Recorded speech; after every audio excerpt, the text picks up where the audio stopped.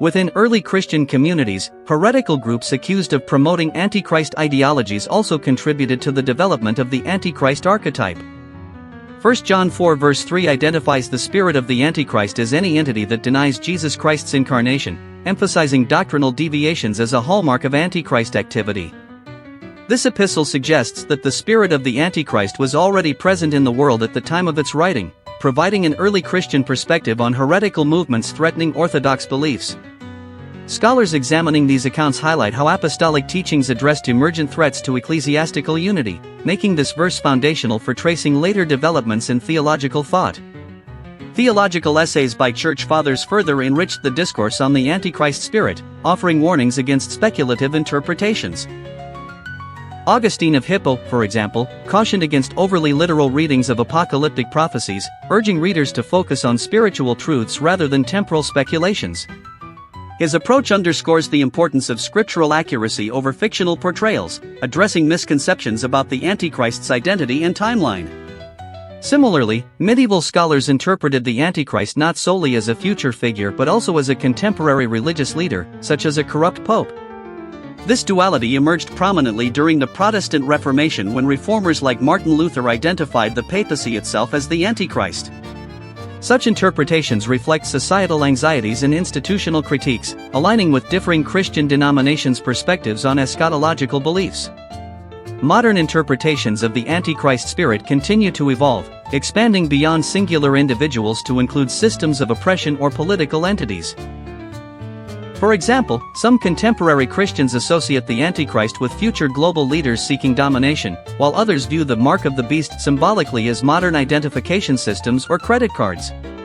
This evolution demonstrates how apocalyptic narratives adapt to cultural and technological advancements, resonating with ongoing societal fears and values.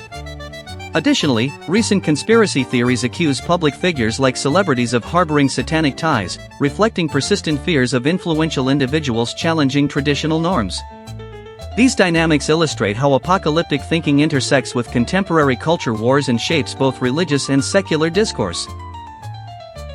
In conclusion, historical manifestations of the Antichrist spirit reveal a complex interplay between theological doctrine, socio-political anxieties, and cultural adaptations.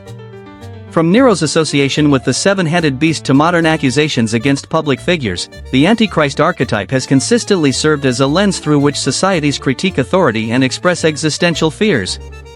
Early Christian communities identified heretical movements as carriers of the Antichrist spirit, while church fathers like Augustine provided theological frameworks to guide interpretations.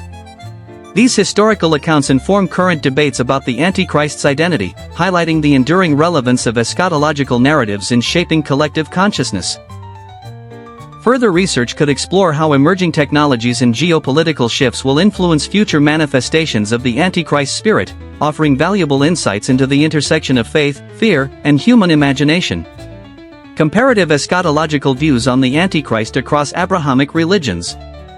The concept of the Antichrist, a figure central to eschatological narratives in Christianity, finds intriguing parallels and contrasts when examined alongside corresponding figures in Judaism and Islam.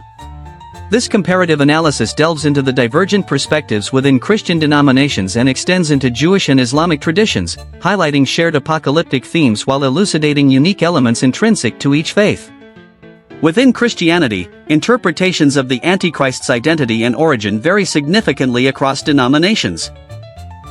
Protestant reformers such as Martin Luther and John Calvin famously associated the papacy with the Antichrist, drawing upon scriptural references like 2 Thessalonians and Daniel to argue that the Catholic Church embodied anti-Christian principles. Luther, for instance, pointed to Latin phrases linked to the papacy that numerologically summed to 666, reinforcing this symbolic association.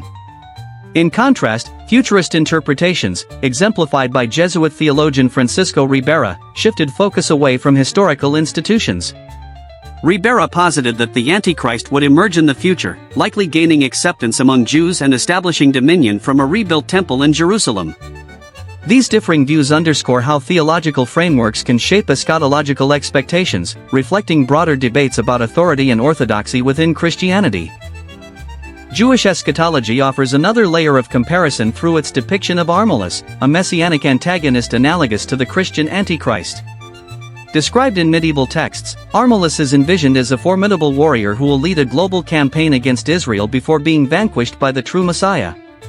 While less emphasized in mainstream Jewish thought today, the figure of Armilus illustrates how Jewish tradition also grapples with themes of deception and ultimate redemption. Notably, Armilus shares characteristics with both the Christian Antichrist and Islamic al-Masih ad-Dajjal, suggesting a shared cultural milieu in which these eschatological archetypes developed.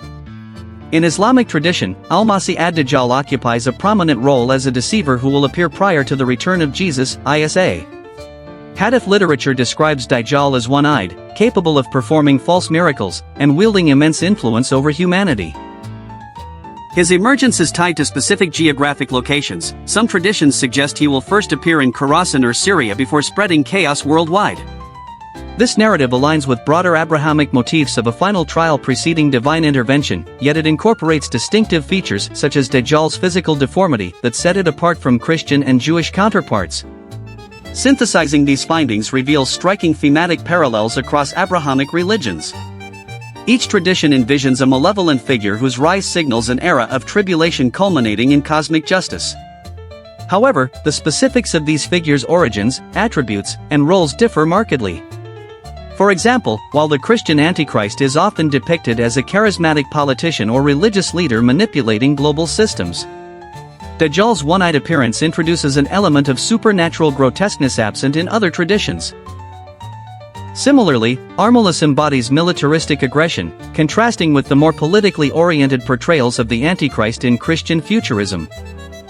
These variations reflect not only doctrinal distinctions but also historical and cultural contexts shaping eschatological discourse. The Protestant identification of the papacy as the Antichrist emerged during a period of ecclesiastical conflict, serving as a rhetorical tool to challenge perceived corruption. Conversely, Islamic depictions of Dajjal may have evolved in response to pre-Islamic Arabian myths or regional geopolitical tensions. Understanding these influences enriches our appreciation of how eschatological beliefs function as mirrors reflecting societal anxieties and aspirations. Despite their differences, these traditions collectively underscore humanity's enduring fascination with end-times scenarios. Whether viewed as literal prophecies or symbolic constructs, figures like the Antichrist, Armilus, and Dajjal encapsulate universal concerns about truth, power, and morality. Future research should explore how contemporary global challenges, such as climate change and technological advancement, are reframing these ancient narratives, potentially giving rise to new iterations of apocalyptic archetypes. Additionally, interdisciplinary approaches combining theology, history, and anthropology could illuminate the mechanisms through which eschatological ideas disseminate and adapt across cultures. Contemporary interpretations and cultural depictions of the Antichrist spirit.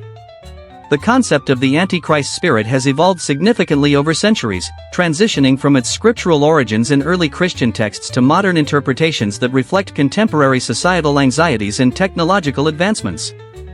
This evolution is evident not only in theological discourse but also in popular culture, where themes related to the Antichrist are continually adapted to resonate with current fears and values.